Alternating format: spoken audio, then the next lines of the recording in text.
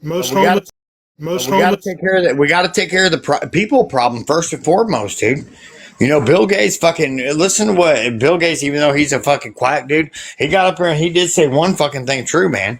Is the world is getting overpopulated, man. Our companies can't keep up with the fucking demand anymore, especially our agricultural companies and shit. You know, they're buying as much farmland as they possibly can, but nowadays with the price of land and shit like that, dude, it's uneconomical to buy a fucking 500 track acre of fucking farmland because hell, it's going to cost you a fucking $1 billion to do it. You know, I mean, a lot of these fucking farms are getting, you know, are getting stressed out. That's why the produce on the shelves and the groceries and shit like that are higher now. Than we're going to see inflation start fucking going through the roof to where you think it's bad now. You think at $2,300 a month fucking 1 bedroom apartment that motherfuckers rent nowadays is bad.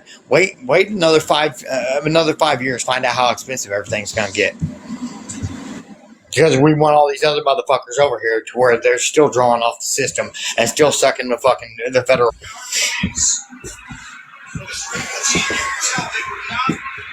So that's my opinion on the whole ordeal. You know, I say fucking take care of the American citizens first, shut the border down until we get the people processed that need to come over here. You know, there's, like I said, Reggie, man, there's people right now that are on that list in order to fucking seek, to come over to this country legally, seek citizenship. That's good, hard-working people, man, would do this country good. You know, they would open up businesses and shit because they have a life established back in these other countries, man. You know, doing this fucking same work. Hey, if we stop the problem, dude, we would build equipment to be able to do the same fucking thing. You think that we have to have migrants over here in order to do the work? Everybody says that shit. We don't. We build a fucking combine that can take corn off the fucking cob and throw it in the back of the storage container. You don't think that we can't fucking build a piece of equipment that can take a tomato off the fucking stem or a watermelon or fucking any of the produce? No, we could very well. We just ain't needed to. They're greedy. The corporations are greedy. But yeah, and I agree. Yes, corporations have become greedy. Some of the times, brother, the money that I'm making don't make sense. Me as a business owner, I'll be the first as a small business owner. You know, I do all the work myself. Some of the prices that I charge these customers and shit don't make sense. But I'm not going to come in here and bid a fucking job a quarter of the price of what these customers are going to pay if they went with somebody else because you know they got the fucking money to do it. I'm not going to do that. I'm not going to lose money out like that. So I keep in competition with everybody else, all while keep my prices lower than theirs. Because even the money that I'm making doesn't mean that I haven't that I'm not constantly working. I am. You have to. You know, this is just my off season. This is my winter season. This is whenever I do my construction shit and do whatever it takes me to fucking make sure that I can keep paying the bills and keeping ahead during the winter time and still take my vacation before the end of winter because I know summer opens up and it's full fucking wide open for me. There's a difference between making profit and then never pushing it back to your employees. I mean, if you're just making pure profit because you're just paying someone $4 an hour, that's not. No, you got to understand the fucking overhead, man. Like I said, I'm paying $1,500 a month in fucking insurance, dude, and that's just to be able to fucking make sure that my ass is covered if I fuck up on a job site or something. $1,500 a fucking month, dude.